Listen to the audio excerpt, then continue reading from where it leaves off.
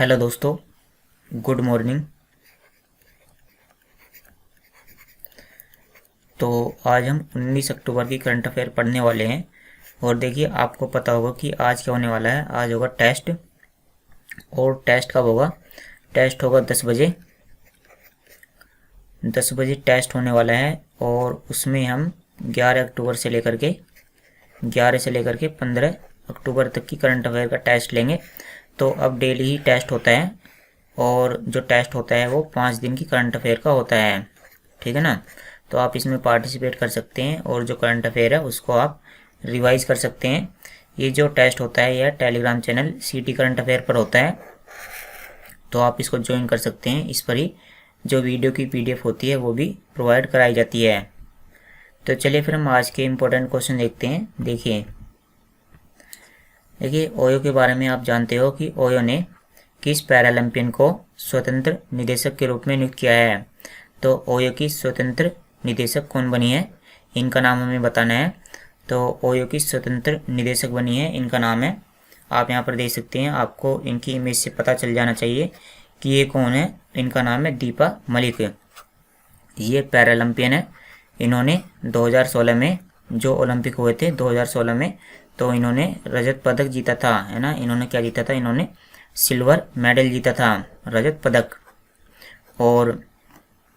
और जो है ये किस खेल से संबंधित है? तो ये इस तरह से शॉर्ट पुट से संबंधित है। शॉर्ट पुट या इसी को हम बोलते हैं गोला फेंक। तो एक चीज़ और है कि इनके बारे में आपको ये पता होना चाहिए कि जो भारतीय पैरालंपिक समिति है, मैं यहाँ पर लिख देता हूँ भारतीय, आपको ये याद होना चाहिए, पैरालंपिक समिति। तो जो भारतीय पैरालंपिक समिति है उसकी अध्यक्ष कौन है? तो उसकी अध्यक्ष हैं दीपा मलिक। ठीक है ना? ये आपको बिल्कुल बात पता होनी चाहिए। और जो भारतीय पैरालंपिक समिति है इसकी स्थापना कब हुई थी? इसकी स्थापना हुई थी 1992 में। और इसका मुख्यालय कहाँ पर स्थित है? इसका मुख्यालय बेंगलुरु में स्थित है। ठीक है ना?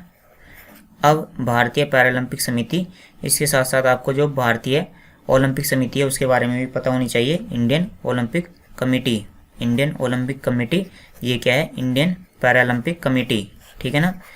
तो ये ओलंपिक खेलों का आयोजन कराती है और यह पैरालंपिक खेलों का आयोजन कराती है। तो इसके बारे में भी हम साथ साथ में ही जान लेते हैं। तो इसकी स्थापना कब हुई थी? इसकी स्थापना हुई थी 1927 में। तो इसकी जो स्थापना है इससे काफ़ी पहले हुई है। इसकी है 1992 में और इसकी है 1927 में। इसका मुख्यालय नई दिल्ली में स्थित है। ठीक है ना? और इसके जो अध्यक्ष हैं वो कौन है? नरेंद्र बत्रा। ठीक है ना? इसके अध्यक्ष हैं दीपा मलिक और इसके अध्यक्ष कौन है? नरेंद्र बत्रा। चलिए फिर हम अगला क्वेश्चन देखते हैं।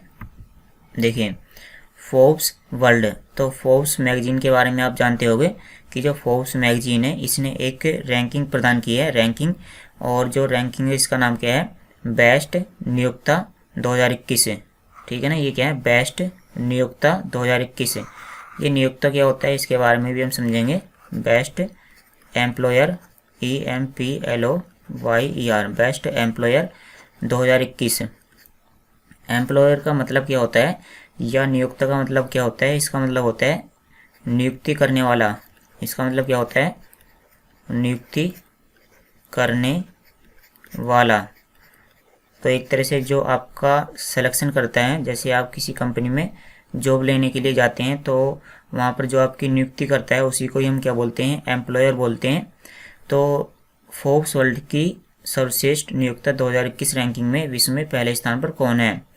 तो बेस्ट नियोक्ता या बेस्ट एम्प्लॉयर 2021 में पहले स्थान पर कौन है विश्व में? तो इसमें पहले स्थान पर है, आप यहाँ पर देखिए, इसमें पहले स्थान पर है सैमसंग इलेक्ट्रॉनिक्स। तो जो सैमसंग कंपनी है वो इसमें पहले स्थान पर है। और ये जो सैमसंग इलेक्ट्रॉनिक्स है यह कौन से देश की कंपनी है?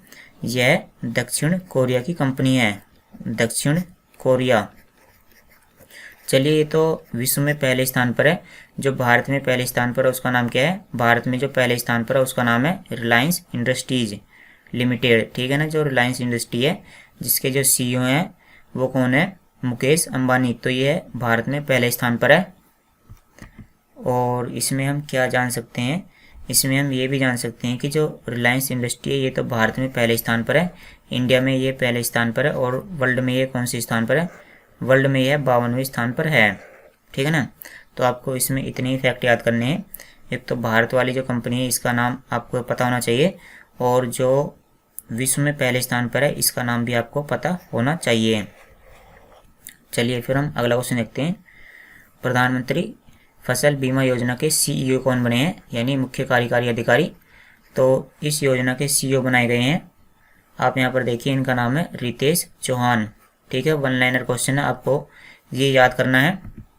देखिए अगला क्वेश्चन देखते हैं। वैश्विक भुखमरी सूचकांक ग्लोबल हंगर इंडेक्स 2021 में भारत का स्थान क्या है। तो भुखमरी के मामले में भारत का स्थान क्या है, तो इसमें भारत का स्थान है 101, ठीक है ना। भारत का स्थान कितना है इसमें, भारत का स्थान इसमें 101। इसमें कुल मिला करके 116 देशों को शामिल किया गया है, तो 116 में भारत का स्थान कितना है, 101।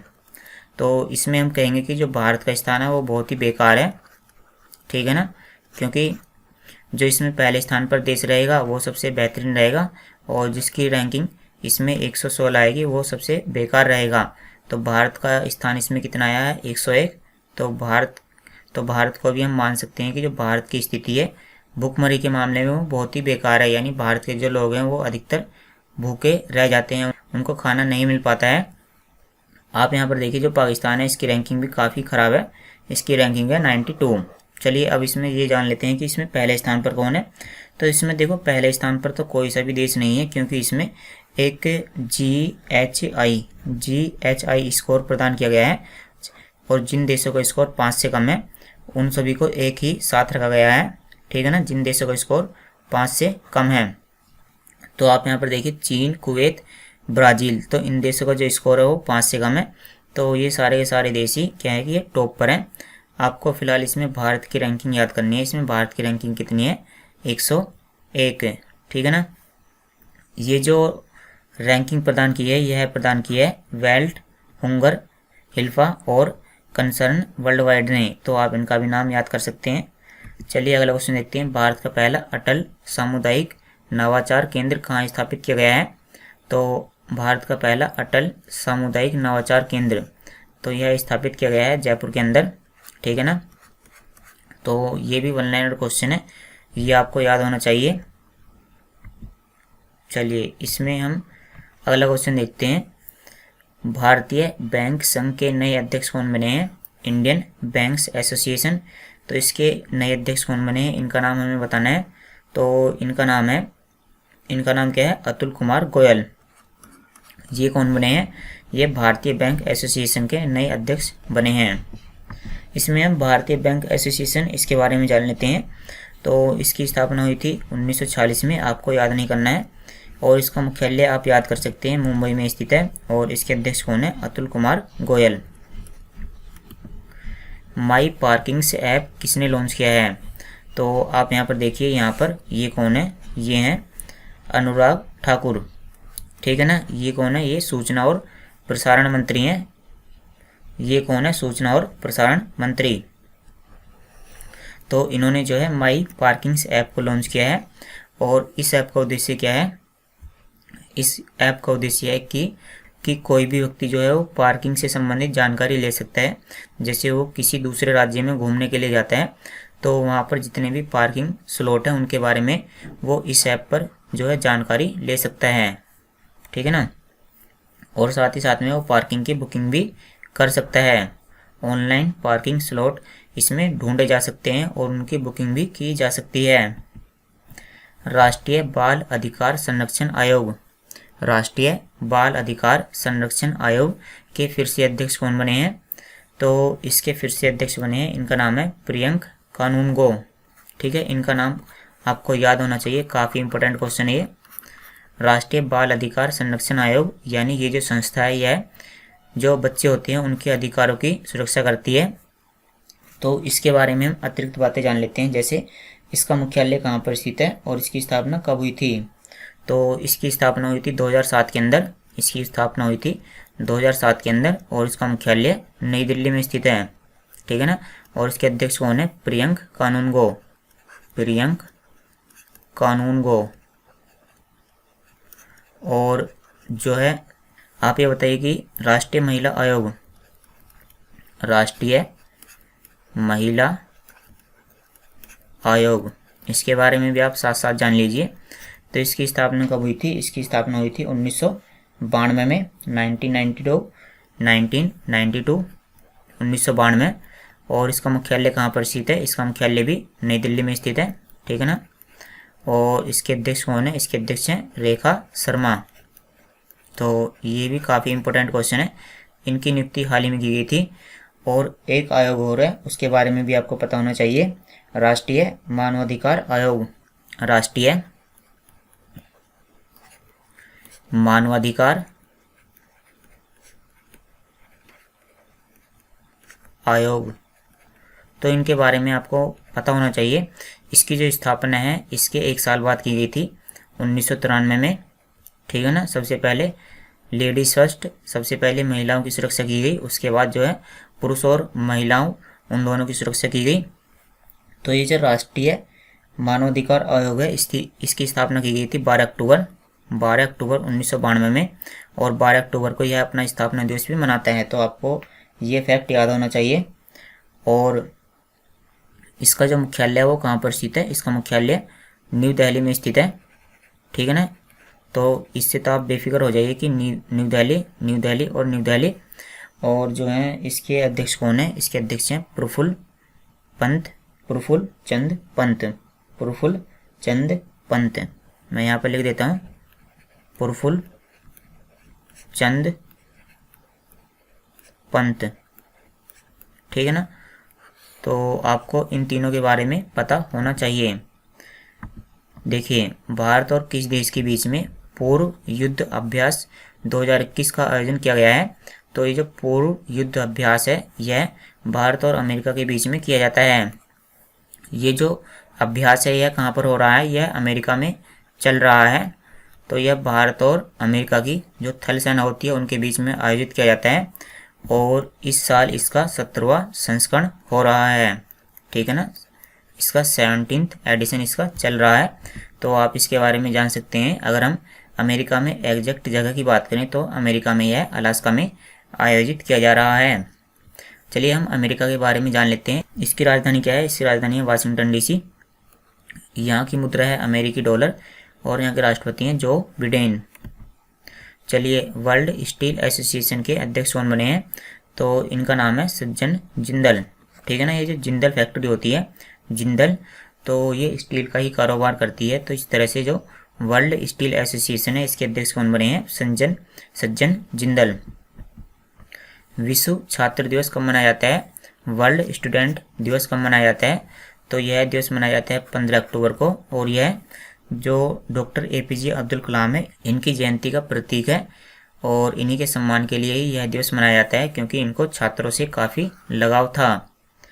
और इनके बारे में आप यहाँ पर जान सकते हैं कि 15 अक्टूबर 2021 को इनकी 90वीं जयंती मनाई गई है।